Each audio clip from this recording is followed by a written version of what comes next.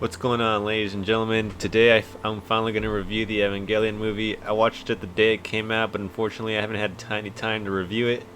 But we're going to go ahead and jump straight into this shit. The movie slaps. Like, it is one of the best movies I've seen this year. Not that I've ever seen, but like I said, the best movie I've ever seen this. One of the best movies I've ever seen this year. I want to start off by talking about the animation quality. It's such a beautiful movie to watch. It's got that classic Evangelion feel to it, with all the strange techniques they use, like, you know how end of Evangelion style, where they start to do like hand drawings and even some implementing some live action techniques and some CGI.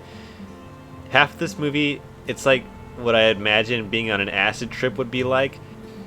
The amount of colors that's used in this movie is insane, and Jesus, there's so much. It's something that has to be seen. The movie is absolutely beautiful, and like I said, it's kind of like some of the shots they have is what a tool cover would look like. If you take a screenshot of one part of the movie, it'd be like that. And whenever they're not showing all the trippy psychotic shit, they have a lot of shots about nature and stuff.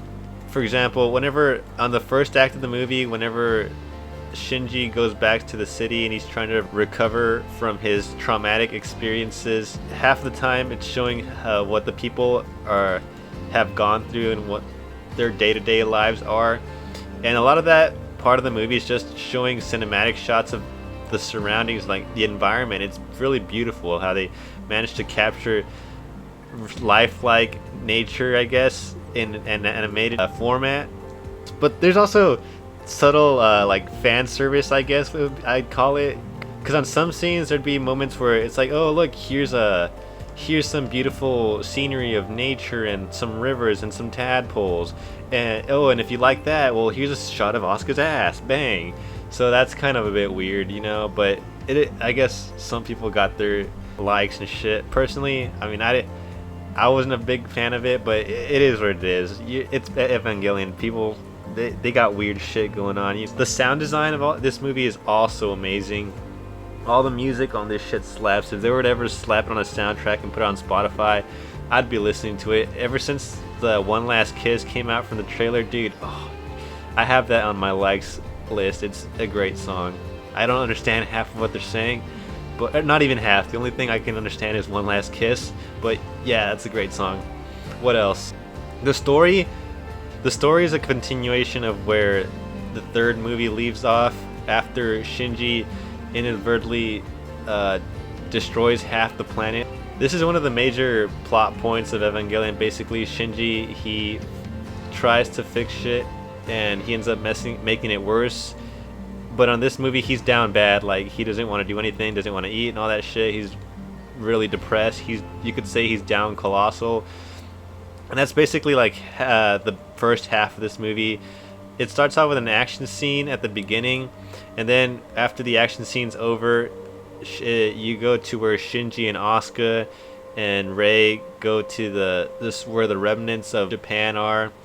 And like I said, for the most part, Shinji, he doesn't do jack shit. He's just sitting there crying like a little bitch.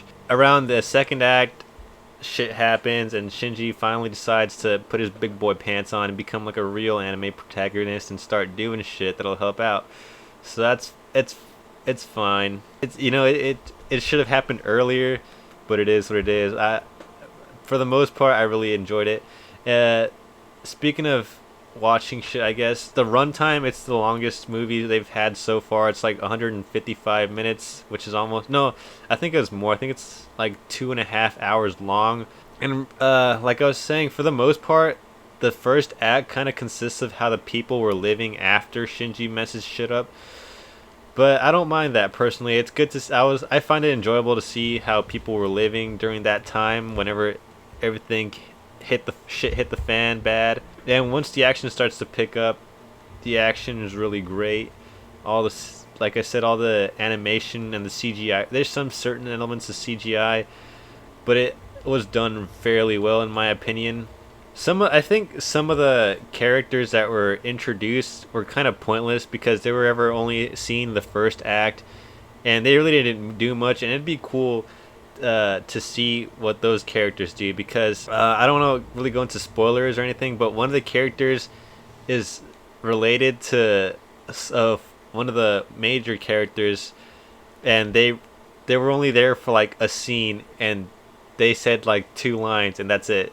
Even though they were majorly related to some of the main characters, they didn't do anything to contribute to the movie really. What else happened? Oh yeah, speaking of side characters, I feel like none of them really got any attention. It was kind of just Shinji doing his shit, and that's about it. If you want more context, I'd say go watch the original show on Netflix and watch the first 3 rebuild movies on Amazon Prime. That's how I did to watch this video. I just redeemed a 30-day free trial for Amazon Prime and put the movie on, and bang, shit slaps. But I guess I don't really want to ramble on too much. I feel like that's what I've been doing. But anyways, yeah, long story short, the movie is really great. And if you haven't seen it, if you're gonna go in this movie without any prior context or knowledge about this series, don't do it, because it is trippy as hell.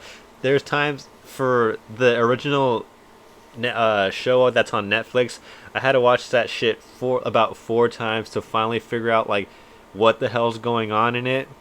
I watched it like twice in Japanese and twice in English, because sometimes the subtitles help a bit more to understand what's going on. And once you watch the original Netflix series, the rebuild movies make a bit more sense.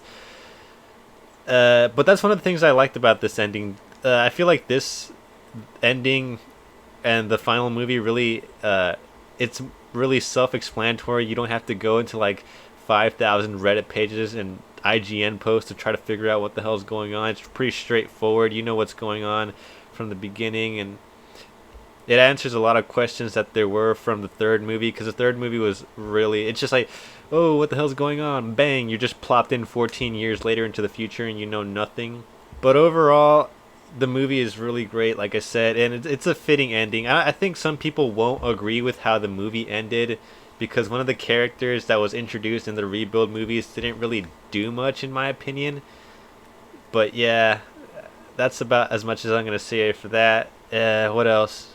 But like I said, like I've been saying, if you haven't watched any of the Neon Genesis content before, like the Netflix show, or the rebuild movies, you should go ahead and watch that. They're really great in my opinion. They're in one of my, I would say they're in my top 10 anime list. But then again, I haven't really watched that much anime. So yeah, that's about it for me overall. I'd rate this, I'd give it an 85 personally out of 100, because like I said, it's really good. There's some parts that may be dragged on a little bit too long. Could have been spent, I guess, developing the side characters a bit more. But it is what it is. I really enjoyed my time. Even though it was like 2.5 hours long, I really didn't feel it that way. But yeah, that's about it for my review, ladies and gentlemen. Go watch that shit. Amazon Prime free trial. I'll see you guys in another video. Goodbye.